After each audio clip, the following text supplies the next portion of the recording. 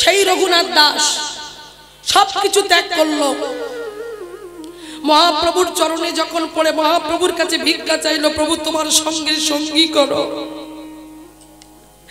নয়ন জলে বক্ষ ভাসিয়ে কাঁদছে। তার বিয়ে দেওয়া হলো কিন্তু সংসারী হলো না, নববধূর মুখটা পর্যন্ত দেখলো না।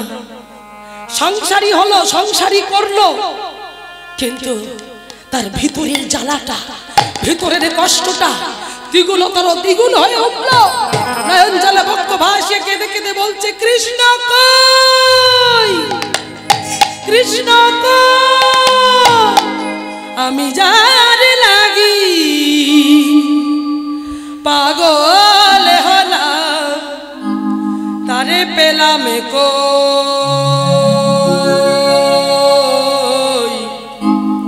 তারে পেলাম কই, আমি তারে পেলাম কই, আমি যার লাগি পাগল হলাম, তারে পেলাম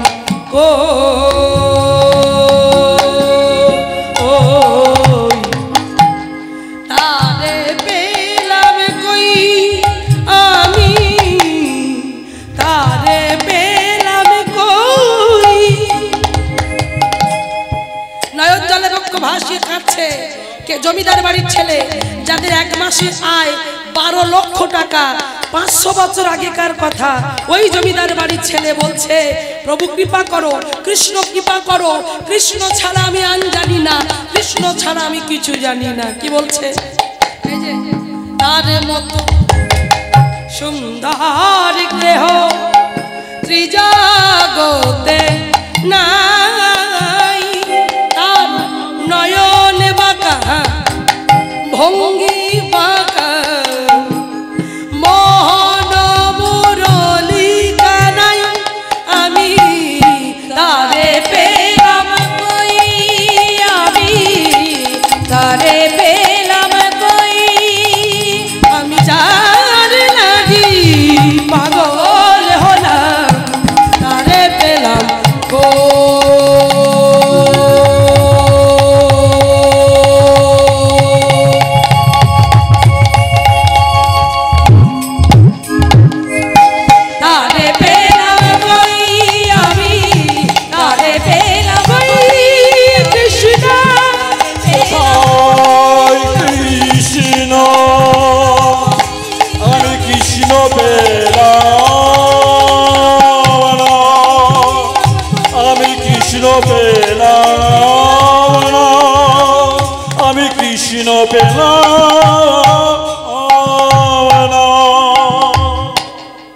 তাই ব্যাকুল হয়ে ডাকতে হবে, আকুল হয়ে ডাকতে হবে, তবে ভগবান ভক্তের কাছে আসবে।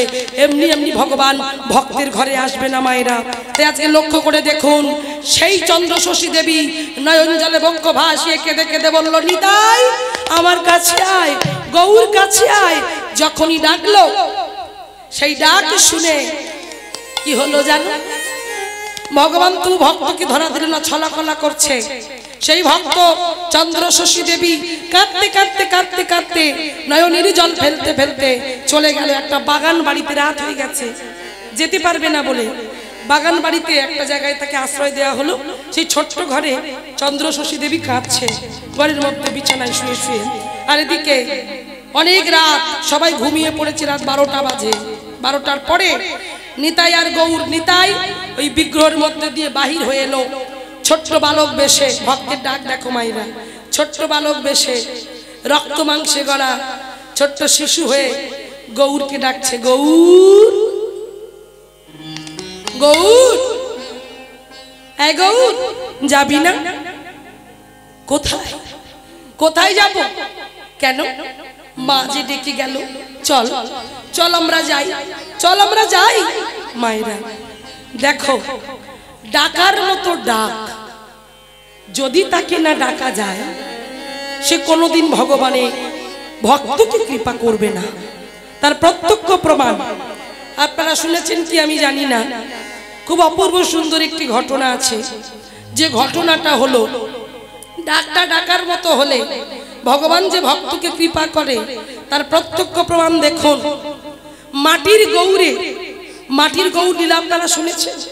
সেই মাটির গৌর লীলাতে মাটির গৌর আনা হয়েছিল, পদ্মাবতীকে এনে দিয়েছিল। কারণ পদ্মাবতী মা হতে পারেনি, 20 বছর বিয়ে হয়েছে, পদ্মাবতী সন্তান হবে না। কিন্তু সন্তান না হওয়ার জন্য পাড়ার লোকের কাছে মুখ দেখাতে পারে না, তাই স্বামী বাসুদত্তর কাছে সন্তান চেয়ে বলছে, আমাকে সন্তান দাও। বাসুদত্ত বললেন, পদ্মাবতী, সন্তান কি গাছের ফল? তুমি বললে আর আমি একটা পেড়ে এনে দিলাম, তা তো হবে না। বলছে, আমি জানি না, তুমি যদি সন্তান না এনে দাও তাহলে তুমি আমার মরা মুখ দেখবে। আমি কোন কথা থেকে ঢুকলাম মায়েরা? বলে বুঝতে হবে, ডাকার মতো ডাক, সেই কথা থেকে আমি ঢুকলাম। এইবার লক্ষ্য করুন, হরিবল। এইবার সেই পদ্মাবতী যখন শর্ত দিয়ে দিল, বাসুদত্ত ছুটতে ছুটতে চলে গেল। কোথায়? না, মনে পড়ে গেল কার কাছে যাব, কে দেবে আমায় সন্তান? মায়েরা, বাবা মা যতই গরিব হোক, তার ঘরে 10টা সন্তান থাকলেও তবু কিন্তু সেই সন্তানকে বাবা মা দেয় না। আর আজকে কে দেবে তাকে সন্তান? বাসুদত্তের একটা বন্ধু ছিল, যার 4টে ছেলে। তো বাসুদত্ত বন্ধুর কাছে গিয়ে বলছে, বন্ধু, তোর তো 4টি সন্তান, একটা আমাকে দিবি ভাই? তখন বন্ধু চিৎকার করে বলল, দেখ বাসু, সন্তান দেওয়া যাবে না, টাকা চাইলে টাকা দেব, খেতে চাইলে খেতে দেব, বসন চাইলে বস্ত্র দেব, কিন্তু সন্তান দেওয়া যাবে না, তুই চলে যা। এখন যেই বাসুদত্তকে চলে যেতে বলল, বাসুদত্ত মনে মনে চিন্তা করলো, আমি যদি চলে যাই, সন্তান যদি না নিয়ে যাই, তাহলে পদ্মাবতীকে আমি বাঁচাতে পারবো না। তাহলে কি হবে? নয়নের জল ফেলতে ফেলতে বাসুদত্ত চলে যাচ্ছে। ঠিকই এমন সময় দেখলো, কি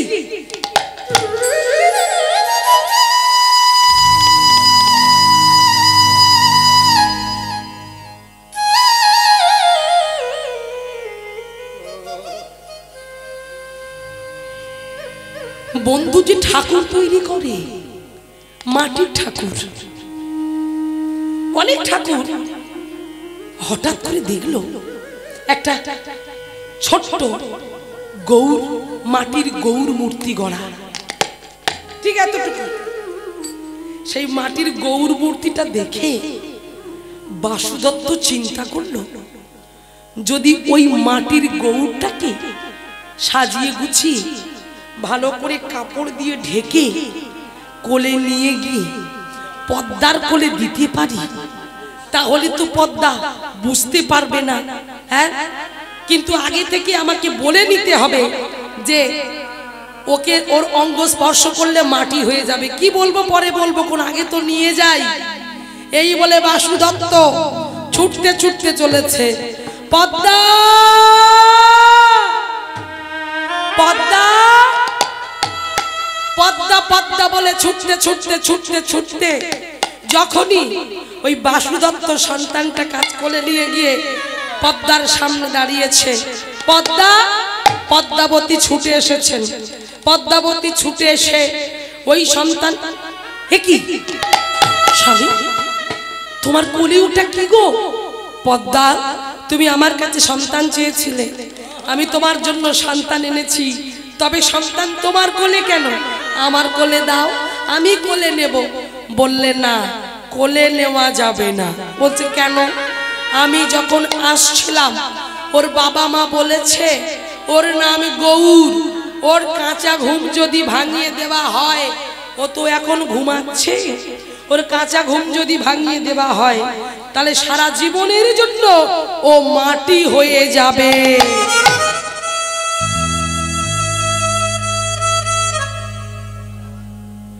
পদ্মাবতী মনে মনে চিন্তা করলো, হায় রে, ওর বাবা মা এমন বলেছে। হ্যাঁ গো, তা বেশ, ছুঁলে যদি মাটি হয়ে যায় তাহলে আমি ওকে স্পর্শ করব না। যাও, ওখানে দোলনা আছে, তুমি নিজে গিয়ে দোলনাতে শুইয়ে দিয়ে এসো। এই কথা বললেন। বলার সঙ্গে সঙ্গে ওই সন্তানকে কোলে নিয়ে গিয়ে ওই দোলনার ওপরে শুইয়ে দিয়েছে। মায়েরা লক্ষ্য করো, কথার মধ্যে ধ্যান দাও। দোলনায় যখন শুইয়ে দিয়েছে, শুইয়ে দিয়ে বাসুদত্ত চলে গেল। কারণ বাসুদত্ত চিন্তা করলো আমি তো বললাম, কিন্তু ও যদি সত্যি সত্যি গিয়ে দেখে যে ওটা মাটি, তাহলে তো প্রাণ ত্যাগ করবে। ওর থেকে ভালো আমি চলে যাই। বাসুদত্ত বেরিয়ে গেল সন্তানটিকে ওই দোলনার উপরে শুইয়ে দিয়ে। যেই চলে গেল, পদ্মাবতী নারী জাতি তো প্রত্যেক মেয়ের জীবনে মা হওয়ার যে বড় ইচ্ছা মায়েরা, তাই মা হওয়ার ইচ্ছাটাকে আর চেপে রাখতে পারলো না। পদ্মাবতী মনে মনে বলছে, আরে গৌর, একবার মা বলে ডাকবি না? তুই এখনো দোলনায় ঘুমিয়ে থাকবি? জানিস গৌর, লোকের কাছে না কত কথা শুনেছি, মা হতে পারিনি বলে সবাই কত খারাপ কথা বলেছে, কত কটূক্তি করেছে, কিন্তু মা হওয়ার ইচ্ছাটা তো আমি মন থেকে বের করে দিতে পারিনি। তাই আমি আমার স্বামীকে বলতে তোকে এনে দিয়েছে। আরে গৌর, তুইও এখনো ঘুমিয়ে থাকবি? কথা বলবি না? ও গৌর, কথা বলবি না? কথা বল। মনে মনে ভাবছি, না না, আমি যদি ছুঁয়ে দিই তাহলে তো মাটি হয়ে যাবে। না না না না, আমি ওকে স্পর্শ করব না। না না, ও যতক্ষণ ঘুমায় ঘুমাক, আমি বরং একটু দুধ গরম করে নিয়ে আসি। এই বলে দুগ্ধ পাড়ায় থেকে দুগ্ধ ভিক্ষা করে চেয়ে নিয়ে এসে সেই দুগ্ধটা গরম করে সকাল গড়িয়ে দুপুর গেল। চিন্তা করছি এবার মনে হয় আমার গৌর জাগবে। ধীরে ধীরে ধীরে ধীরে দুগ্ধের পাত্রটা নিয়ে কাছে গিয়ে গেল। গিয়ে দেখলো গৌর তো এখনো ঘুমাচ্ছে। গৌরের তো ঘুম ভাগেনি। মনে মনে চিন্তা করলো, সকালবেলা ছেলে এসেছে, এখনো ছেলে কেন ঘুমিয়ে থাকবে? ভাবছি না না, আমি ডাকবো না। বাবা, যদি মাটি হয়ে যায় ওর থেকে আমি চলে যাই। আবারও মা চলে গেল। ভেবে দেখো মায়েরা, মাটি কোনোদিন কথা বলে? কি গো, মাটি কথা বলে? পাথর কথা বলবে? কাষ্ঠ কথা বলে? বলে না। কিন্তু ও তো জানে না, পদ্মাবতী জানে। সে গৌর স্বামী তো আর বলেনি যে ওটা মাটির তৈরি, শুধু এটুকু বলেছে যে কাঁচা গুপ ভাঙিয়ে দিলে মাটি হয়ে যাবে।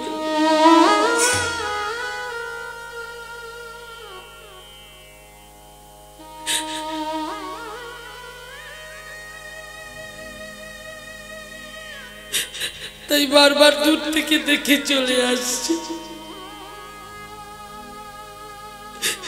কাছে গিয়ে ধরতে পারছে না। ধরলে যদি মাটি হয়ে যায়।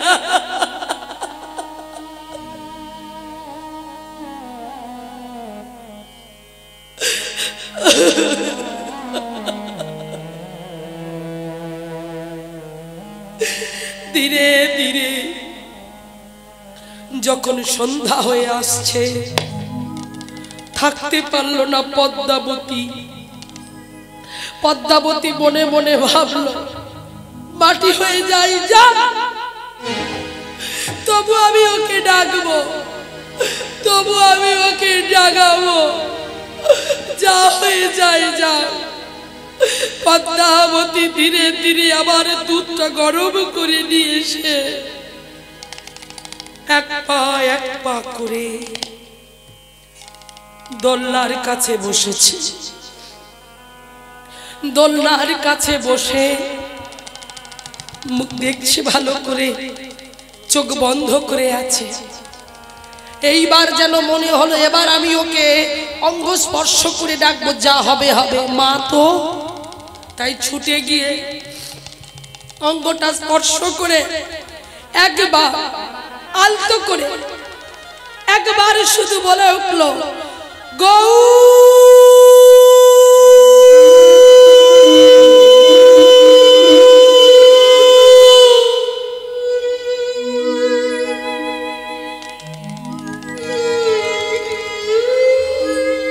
যেই গৌর গৌর বলে চিৎকার করলো আকাশ বাতাস ভেদ করে ওই শব্দ পৌঁছে গেল বৈকুণ্ঠের সিংহাসনটাকে টলিয়ে দিল। শঙ্খ চক্র গদা পদ্মধারী নারায়ণ ছটফট করছে, নয়ন জলে বক্ষটা ভেসে যাচ্ছে। শ্রীলক্ষ্মী ছুটে এসে বলছে স্বামী তুমি কাঁদছো কেন?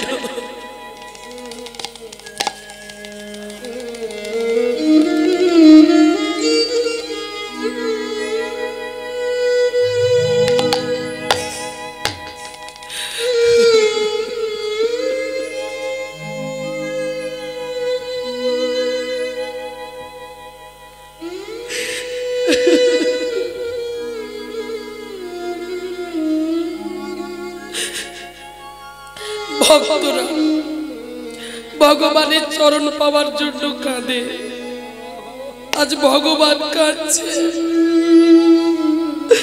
মা লক্ষ্মী বলছে তুমি কাঁদছো কেন প্রভু, তোমার চোখে জল কেন?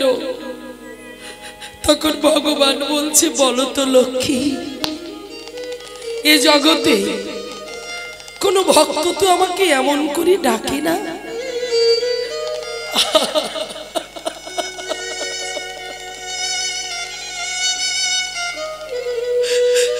আমার ভক্ত যে আমাকে ডাকছে নিতাই গৌর প্রেমানন্দে,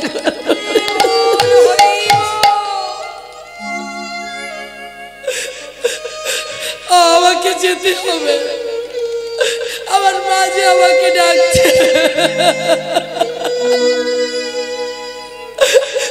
আমাকে যেতে হবে, আমি যে পাচ্ছি না।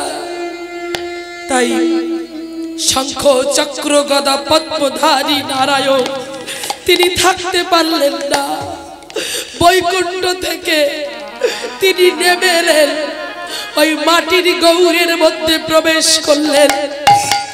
মাটির গৌরের মধ্যে প্রবেশ করাতেই তার নয়ন দুটো যেন কেঁপে উঠল, হাতের আঙুলগুলো নড়ে উঠল, পায়ের আঙুলগুলো নড়ে উঠল।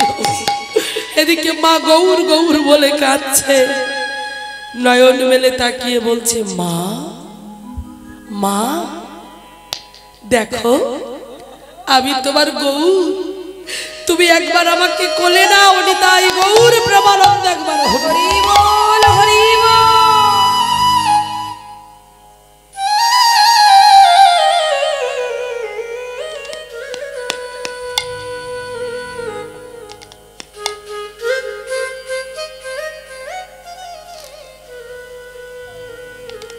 তাই মায়েরা ডাকার মতো ডাক যদি হয় বারবার ডাকতে হয় না, একবার যদি ভক্তি দিয়ে শ্রদ্ধা দিয়ে ভালোবাসা দিয়ে আকুলতা দিয়ে প্রেম প্রীতি দিয়ে অনুরাগ দিয়ে ডাকা যায়, ভক্তের ডাকে ভগবান আসবে আসবে আসবে। তাই আজকে দেখো, তাই মা যখন ডাকলো, মায়ের ডাকে সাড়া দেবার জন্য নিতাই ডাকছে গৌর গৌর। দাদা যাবি না? কোথায়? ওই দেখ মা যে ডেকে গেল, যেতে হবে তো। তুই যাবি দাদা? হ্যাঁ আমি যাব। তবে আমিও যাব। তবে চল দুজনে মিলে একসাথে যাই। দেখো ভক্তের ভক্তি কেমন, সেই ভক্তির জোরে ভগবান নিতাই গৌরা ছুটতে ছুটতে চলেছে। দাপরের সেই কানাই বলাই কলিযুগের নিতাই আর নিমাই মহাপ্রভু দুই ভাই মিলে মনের আনন্দে চলেছে। কোথায়? মায়ের কাছে ছুটছে আর বলছে আনন্দেতে নিতাই গৌর মায়ের কোলেতে বসিলা, আনন্দেতে নিতাই গৌর মায়ের কোলেতে বসিলা, আনন্দেতে নিতাই গৌর মায়ের কোলেতে বসিলা, আনন্দেতে নিতাই গৌর মায়ের কোলেতে বসিলা, কোলেতে বসিয়া দিশে বাঁধে করিল, কোলেতে বসিয়া ছুটতে ছুটতে ছুটতে ছুটতে আজ মায়ের দরজার কাছে এসেছে। আর ওই মায়ের দরজার কাছে এসে দাঁড়িয়ে দরজায় টোকা দিচ্ছে, মা ও মা দরজা খোলো, মা দরজা খোলো, দেখো কে এসেছে। যেই বললেন দরজা খোলো দরজা খোলো, ঘুমিয়ে পড়েছিল কাঁদতে কাঁদতে। এমন সময় চন্দ্র শশী দেবী যখন চিৎকারটা শুনতে পেল, কে কে রে, কে ডাকে আমায়? ও মা বাইরে, ও মা তাহলে বাইরে দাঁড়িয়ে আছে কারা? ভগবান। ভিতরে আছে ভক্ত। হরি বল হরি বল।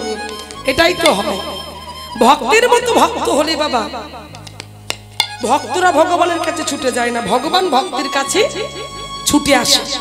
ঠিক যেমন গোবিন্দ ঘোষের ছেলেটা যখন মারা গেল, গোবিন্দ ঘোষ গোপীনাথকে বলল, গোপীনাথ তোমার অভাব তো আমি রাখিনি, তোমাকে অভাব তো আমি কোনোদিন দিইনি, তবে আমার ওই 3 বছরের ছোট্ট ছেলেটা কি অপরাধ করেছিল যার জন্য তুমি ওকে মেরে ফেললে, তাই আজ থেকে তোমার সঙ্গে আমার সব সম্পর্ক শেষ। গোবিন্দ ঘোষ বলেছিলেন। আজ অগ্রদ্বীপের গোপীনাথের তীরে পিণ্ডদান হয়, গোপীনাথ নিজে পিণ্ডদান করে গোবিন্দ ঘোষের জন্য বাবা। আজও সেই প্রথা চালু আছে, বর্ধমানে যাবেন দেখতে পাবেন। তো আজকে দেখুন কি হলো না, ওদিকে সেই গোবিন্দ ঘোষ যখন বললেন, গোপীনাথ তোমার সঙ্গে আমার কোনো কথা নেই, এই বলে যখন ওই গোবিন্দ ঘোষ দরজা জানলা বন্ধ করে দিয়ে বসে রইল, একদিন সেবা হলো না, 2 দিন সেবা হলো না, গোপীনাথ অভুক্ত হয়ে রইল। 3 দিনের দিন গোপীনাথ আর মন্দিরে থাকতে পারল না।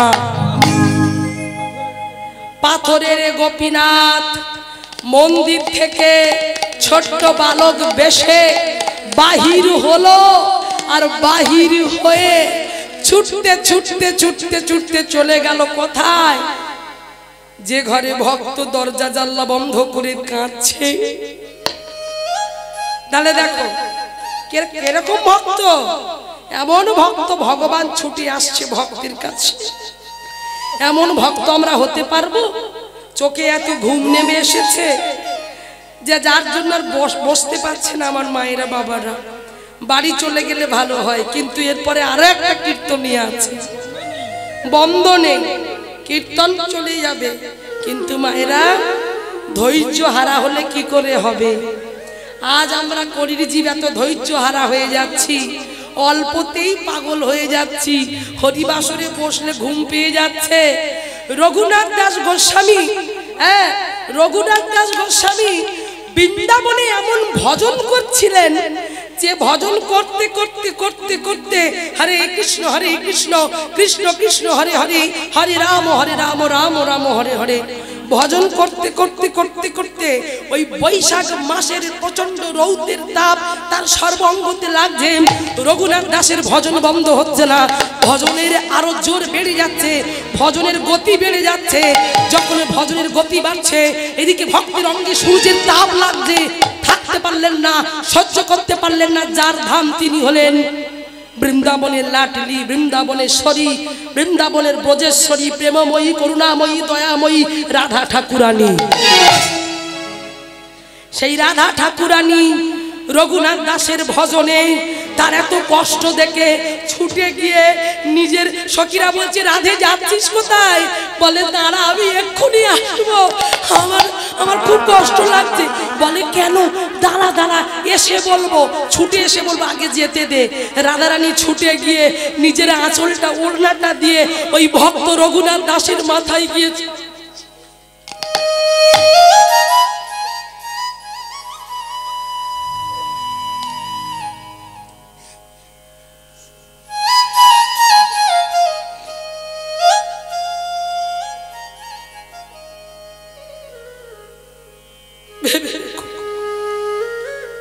কেমন ভজন!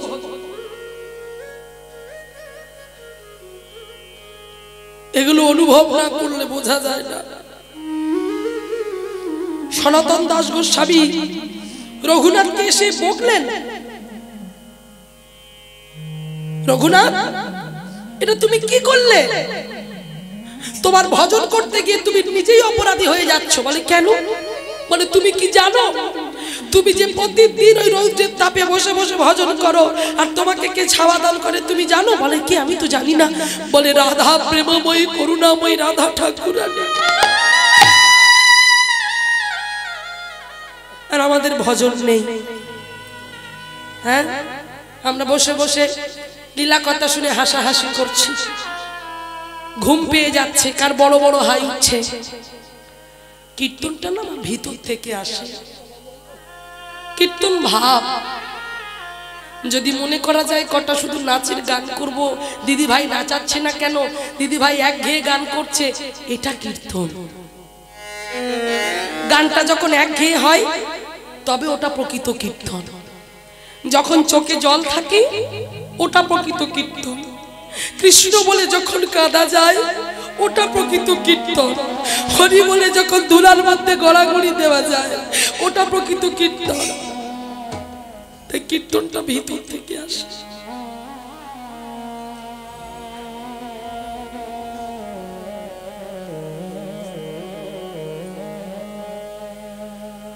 এত অল্প ভক্ত তবু আমার কোনো আক্ষেপ নেই, কারণ আমি জানি আমি যতটুকু বলবো তিনি আমায় বলাবেন। আমি তার জন্য এখানে এসেছি। আজ আমার গলাটা একটু খারাপ, তবু আমি শক্তি নিয়ে তাকে ভরসা করে যে তুমি আসলে নিয়ে যাচ্ছ, তুমি যেভাবে বলাবে আমি সেভাবে বলবো, তুমি যেভাবে গাওয়াবে আমি সেভাবে গাইব। আমার বেশি শ্রোতার দরকার নেই, বেশি ভক্তির দরকার নেই, অল্প হোক, কিন্তু দু চারটে যদি ভাবের ঘরের ভক্ত বসে থাকে তাতে কীর্তন হবে বাবা। তাই যাই হোক, তাই নিতাই গৌর যখনই দরজার কাছে গিয়ে ডাকছে মা মা বলে, মা দরজা খোলো, মা যেন ভিতর থেকে বলছে কারা তোরা। বাইরে দাঁড়িয়ে নিতাই গৌর বলছে, বা তুমি চিনতে পারলে না মা? এই যে তুমি সন্ধ্যাবেলায় গিয়ে কত কান্নাকাটি করলে, নিতাই আমার ছেলে, গৌর আমার ছেলে, আজকে সেই নিতাই গৌর এসেছে আর তুমি বলছো আমরা কারা? সঙ্গে সঙ্গে চন্দ্র শশী দেবী চুপ। কি? আমি যে সন্ধ্যাবেলায় নিতাই গৌরকে ডেকে এসেছিলাম মন্দিরের সেই নিতাই গৌর আমার দরজায় দাঁড়িয়ে আছে। সঙ্গে সঙ্গে তাড়াতাড়ি করে চন্দ্র শশী দেবী এক পা করে ওই এগিয়ে গেল দরজার কাছে, আর দরজার কাছে এগিয়ে গিয়ে দরজাটা খুলে দিল। আর দরজাটা খুলে দিয়ে দেখছে, বলো বলো নিতাই চাঁদ কি, নিতাই চাঁদ কি, গৌর সুন্দর কি, গৌর সুন্দর কি। নিতাই চাঁদ আর গৌর চাঁদ যেন আলো করে মানিক রতন দুই ভাই এসে দাঁড়িয়েছে।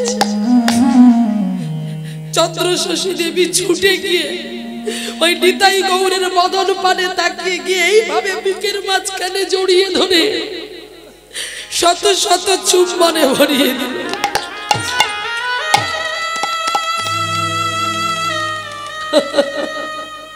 নিতাই আয় আমার কোলে আয়, গৌর আমার কোলে আয়। নিতাই কোলে বসলো, গৌর কোলে বসলো। এইবার দুই ভাইকে কোলে নিয়ে যখন আদর করছে, নিতাই বলে আমার মা, গৌর বলে আমার মা, এ বলে আমার মা, ও বলে আমার মা। এই আমার মা বলতে বলতে দুজনে আঁচলটা টেনে ধরেছে। এমন ভাবে নিতাই আর গৌর আঁচল টেনে ধরেছে, এবারে মা বলছে ছাড় ছাড় ছাড়। এই ছাড় ছাড় বলতে বলতে নিতাই গৌর আঁচলটা এমন টান মেরেছে, আঁচলের টুকরো ছিঁড়ে গিয়ে দুই ভাইয়ের হাতে দু টুকরো হয়ে গেল। সেই দুই ভাই আঁচলের টুকরো ছিঁড়ে নিয়ে ছুটতে ছুটতে ছুটতে ছুটতে চলে গেল মন্দিরে। মন্দিরে গিয়ে যেমন নিতাই গৌর তেমন হয়ে আছে, কিন্তু জগৎকে জানানোর জন্য হাতে রয়ে গেল সেই কাপড়ের টুকরো। হরি বল। সেই কাপড়ের টুকরো যখন নিতাই গৌরীর হাতে রয়ে গেল, ও মাইরা জগৎকে জানাবেন যে প্রকৃত ভক্তের মতো ভক্ত হতে গেলে কেমন হওয়া উচিত। তাই আজকে কি হলো দেখুন, প্রতিদিনের ন্যায় বলরাম আচার্য আজ হরিনাম সংকীর্তন করতে করতে আসছে। হরে কৃষ্ণ কৃষ্ণ কৃষ্ণ হরে হরে, হরে রাম হরে রাম রাম রাম হরে হরে। হরে কৃষ্ণ কৃষ্ণ কৃষ্ণ হরে হরে, হরে রাম হরি বল রাম রাম হরে হরে। হরে কৃষ্ণ কৃষ্ণ কৃষ্ণ হরে হরে, হরে রাম রাম রাম হরে হরে। কৃষ্ণ নাম গাইতে গাইতে মন্দিরে প্রবেশ করলেন, আর মন্দিরে প্রবেশ করে দেখলেন কি ব্যাপারটা হলো, মন্দিরের তালা বন্ধ। আমি দরজা খুললাম, আর দরজা খুলে আমি কি দেখছি, আমার কি দেখলেন না দেখলেন যে নিতাই আর গৌরীর হাতে কাপড়ের টুকরো। চমকে উঠলেন বলরাম আচার্য। সঙ্গে সঙ্গে গ্রামবাসী মানে প্রত্যেকটি মেয়েদেরকে ডেকেছে, আর যে মেয়েদের ডাকলো মেয়েরা ছুটে এসেছে। আর ওই মেয়েরা ছুটে এসে তারা বলছে, তারা দেখছে কি সত্যি তো নিতাই গৌরীর হাতে কাপড়ের টুকরো, এই কাপড়ের টুকরোটা এলো কোথা থেকে। তারা বলে উঠলেন যে আচার্যদেব, আমরা কিন্তু এখানে আসিনি, তাছাড়া আমরা এত দামি কাপড় পরি না, এই এত দেখি মনে হয় কোনো দামি শাড়ির কোনো খুঁট হবে, তাহলে কি করে এলো আমরা তো বুঝতে পারছি না। ও মাইরা জনে জনে জিজ্ঞাসা করলো, কিন্তু লক্ষ্য করে দেখো যার কাপড়ের টুকরো তিনি বসে বসে গাছের তলায় বসে বসে কাঁদছে।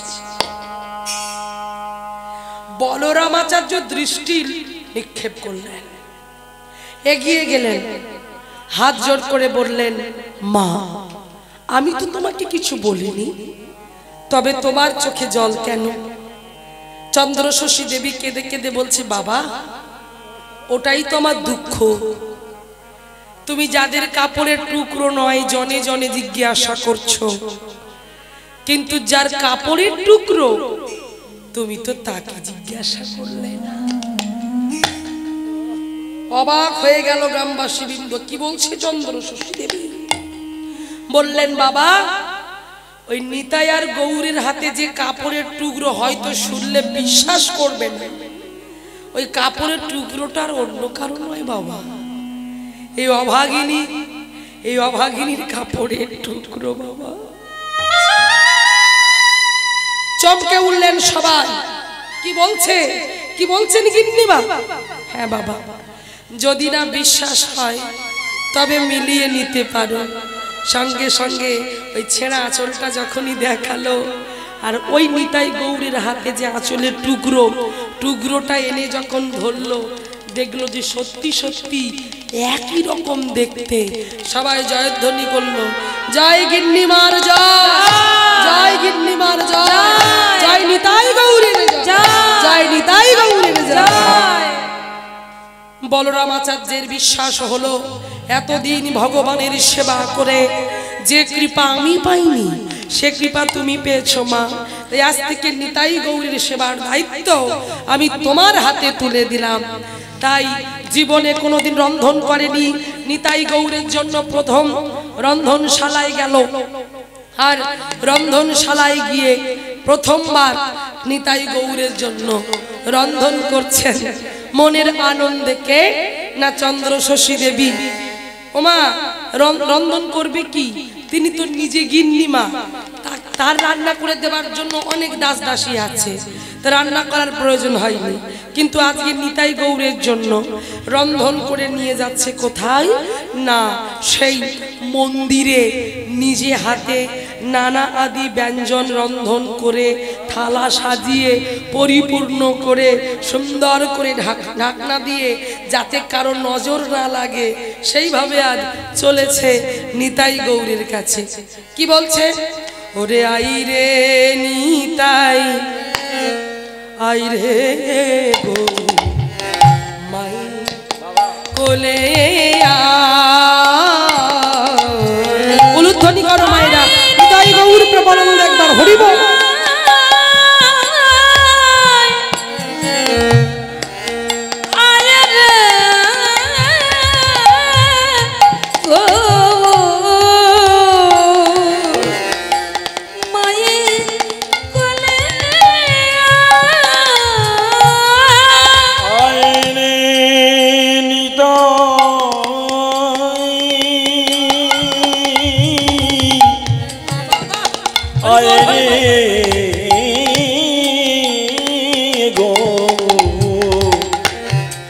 মায়ের কোলে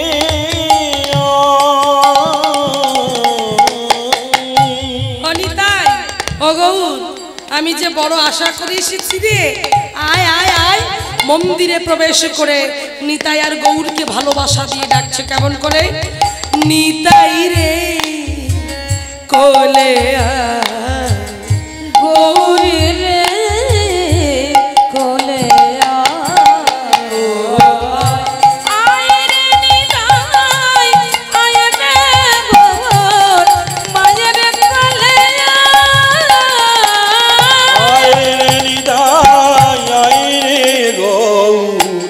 মায়ের কোলে।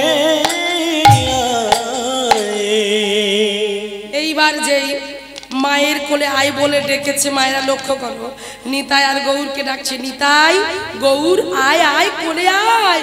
যেই ডেকেছে ডাকার বলছে নানা আদি ব্যঞ্জন সাজিয়ে নিয়ে এসেছি, তবে কতটা ঝাল কতটা লবণ কতটা হলুদ পড়েছে আমি তাও জানি না বাবা, তোরা এসে একবার দেখ, আমি তো কোনোদিন রান্না করিনি, এই প্রথমবার তোদের জন্য রন্ধন করেছি, আয় খেয়ে যা। যেই ডেকেছে নিতাই বলছে ভাই চল মা এসেছে, কত রন্ধন করে নিয়ে এসেছে, চল আমরা খেয়ে আসি। এই বলে কাষ্টের নিতাই গৌর দুই ভাই মনের আনন্দে আসছে কেমন করে? উলুধ্বনি নিতাই গৌর হরিব।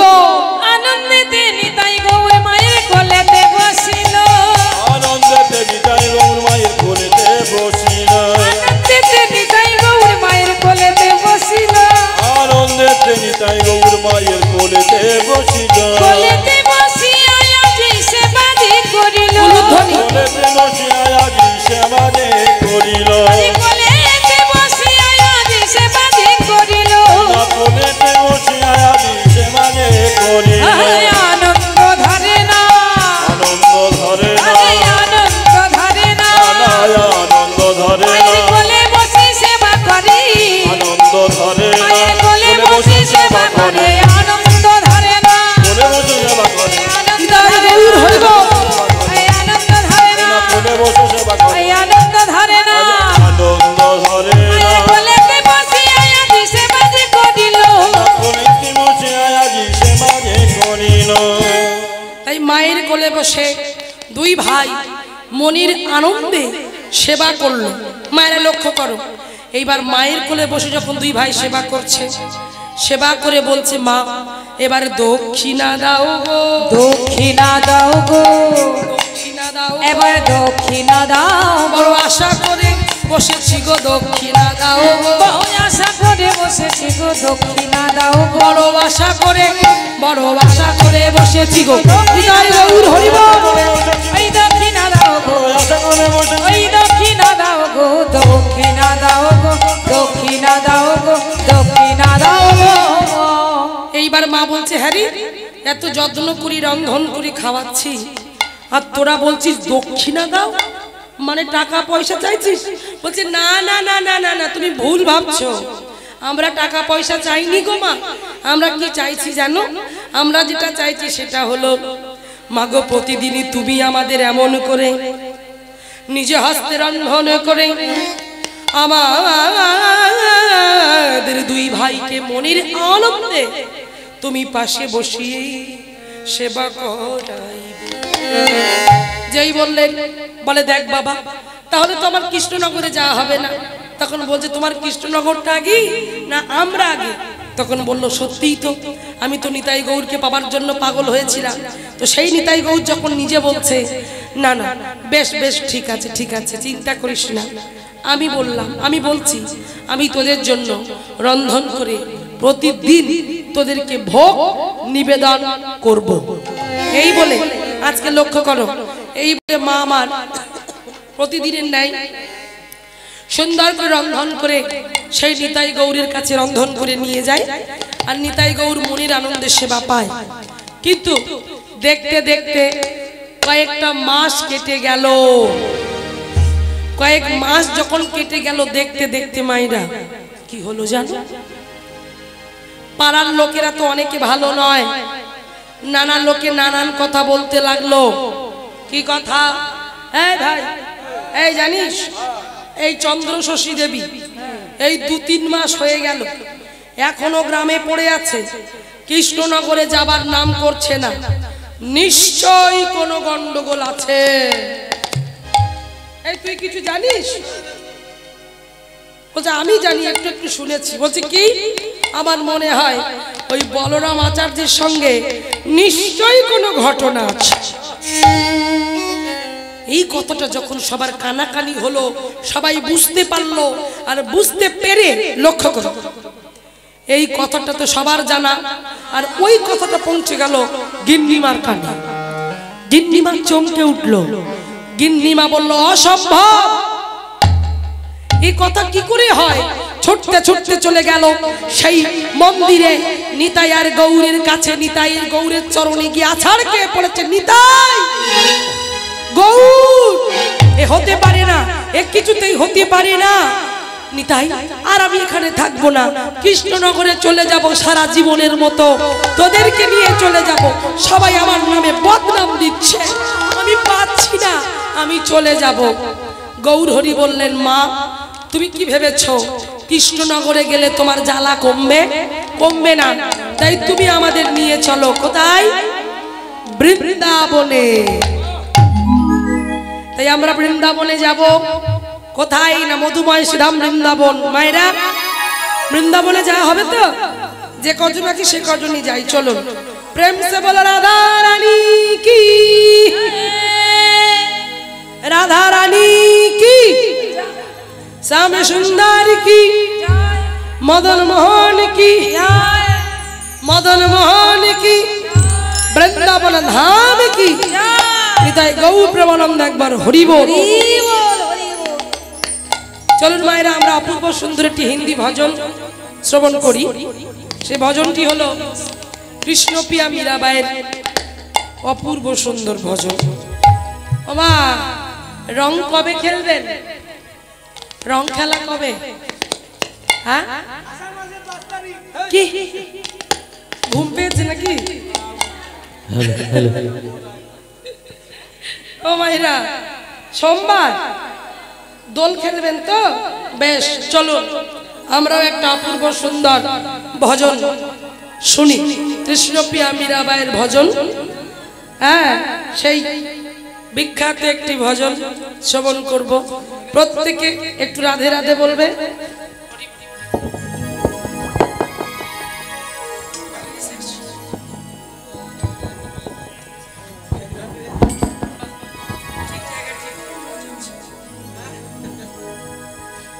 হরি বল হরি বল। চলুন হ্যাঁ সবাই মিলে একবার প্রেম সে বলো রাধা রানী কি, রাধা রানী কি, রাধা রানী কি জয়, শ্যাম সুন্দর মদন মোহন কি জয়, গিরি গোবর্ধন ধারী কি জয়, বাঙ্কে বিহারি কি জয়। উলুধ্বনি একবার জোরে জোরে উলুধ্বনি। বেশ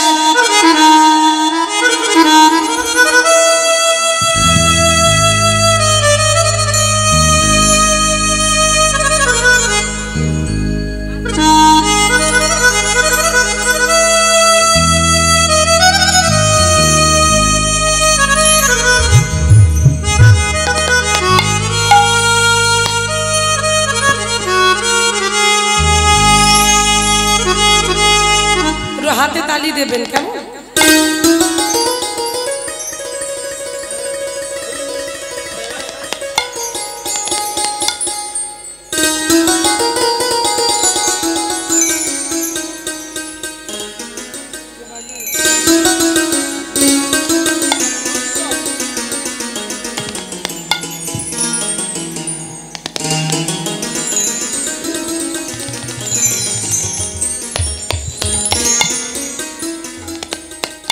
रंग दे चुनरिया रंग दे चुनरिया चुनरिया चुनरिया अरे रंग दे चुनरिया रंग दे रंग दे रंग दे रंग दे रंग दे रंग दे रंग दे रंग दे रंग दे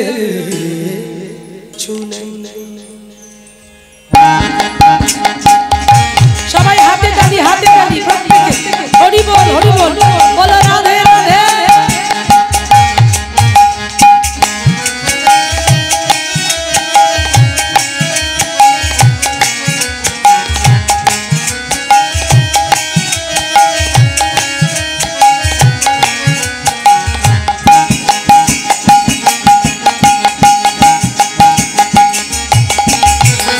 रंग दे रंग दे रंग दे रंग दे रंग दे रंग दे रंग दे रंग दे चुनरिया शामो पिया मोरी रंग दे चुनरिया शामो पिया मोरी रंग दे चुनरिया रंग दे चुनरिया रंग दे चुनरिया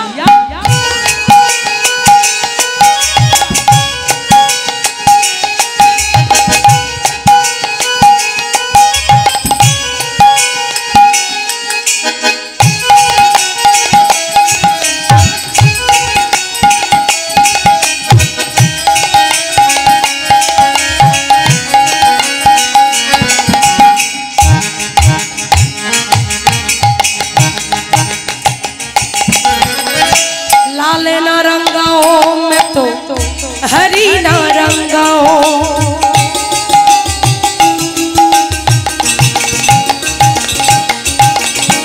हिंदीते बोलते लाल ना रंगाओ मैं तो हरी ना रंगाओ बांग्लाয় কি হবে হে গিরিধারী লাল রং মাখবো না না না না সবুজ রং দিও না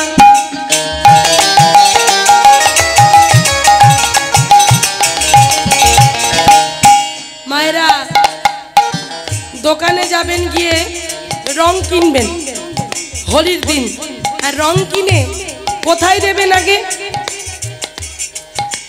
গোবিন্দের চরণে বা তাহলে গোবিন্দের চরণে রং দেব কিন্তু মীরাবাই বললেন হে গিরিধারী যে রং আমি কিনবো বাজার থেকে তোমার চরণে দেব কিন্তু তুমি কিন্তু যে রংটা ব্রজ গোপীদের মাখিয়েছো রাধারানীকে মাখিয়েছো ওই রঙে আমি রাঙা হতে চাই আমি অন্য রঙে রাঙা হব না সেই জন্য বলছে লাল হলুদ গোলাপি বেগুনি নয় আমি তোমার রঙে রাঙা হতে চাই লাল না রঙ্গাও मैं तो हरी ना रंगाओ लाल ना रंगाओ मैं तो हरी ना रंगाओ अपने ही रंग की अपने ही रंग की सारी उमरिया शाम पिया मोरी रंग दे चुनरिया रंग दे चुनरिया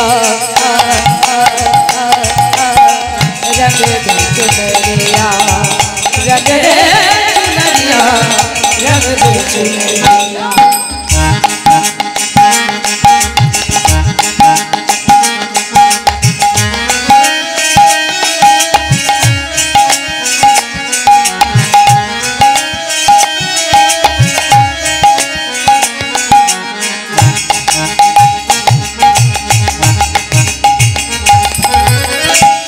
ऐसी रंग दो तो रंग ना ही छूटे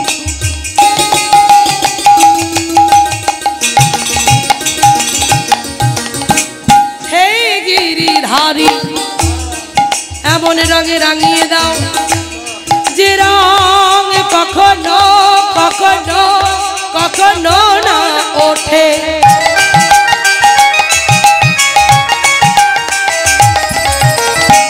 বলছে গিরিধারী, তুমি আমাকে এমন রং মাখিয়ে দাও, সে রং যেন কোনোদিন উঠে না যায়, মৃত্যুর আগের দিন পর্যন্ত আমার অঙ্গে অঙ্গে সঙ্গে সঙ্গে যেন লেগে থাকে। তাই কি বলছে, এই শ্রী রঙে দো তো রঙ নাহি নাহি নাহি নাহি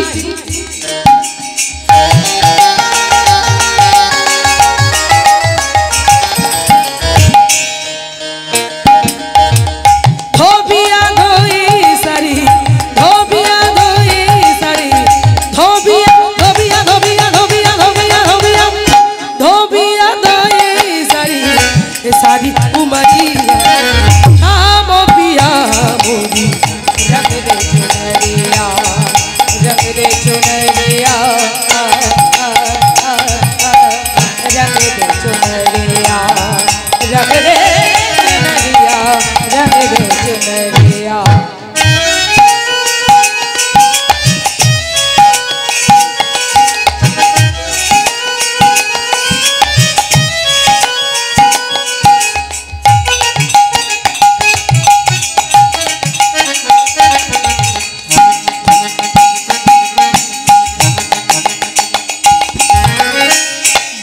रंगाए मैं तो घर नहीं जाऊंगी, बिना रंगाए मैं तो घर नहीं जाऊंगी।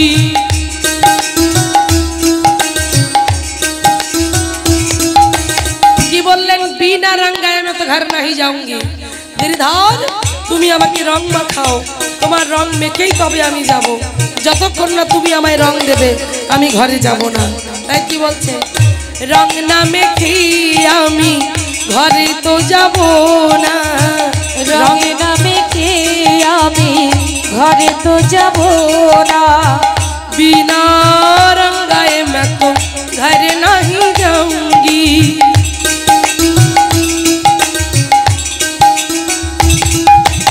पाधा धानी धा धा धा, पाधा बापा गा मापा, पाधा मापा गा मारे, गा मा गा रे सा रे सा, रे गा मा पा पा, पा मा गा रे मा मा मा, रे गा मा पा धा धा, धा पा मा गा पा पा,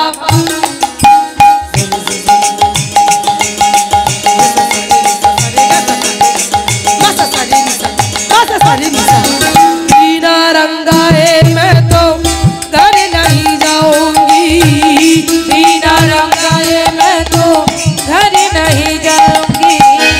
हरि चरण में प्रभु चरण में गिरी चरण में सारी उमरिया शाम पिया रंग दे चुनरिया, रंग दे चुनरिया, रंग दे चुनरिया, रंग दे चुनरिया, रंग दे चुनरिया, बोलो रंग दे चुनरिया, रंग दे चुनरिया, बोलो राधा रानी की, राधा रानी की, राम सुंदर की, मदन मोहन की, इधर बहुत प्रबलम हरि बोल। रंग दे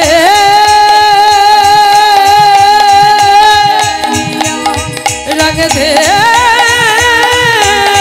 रंग दे रंग दे रंग दे रंग दे रंग दे रंग दे रंग दे रंग दे चुनरिया, रंग दे चुनरिया, हो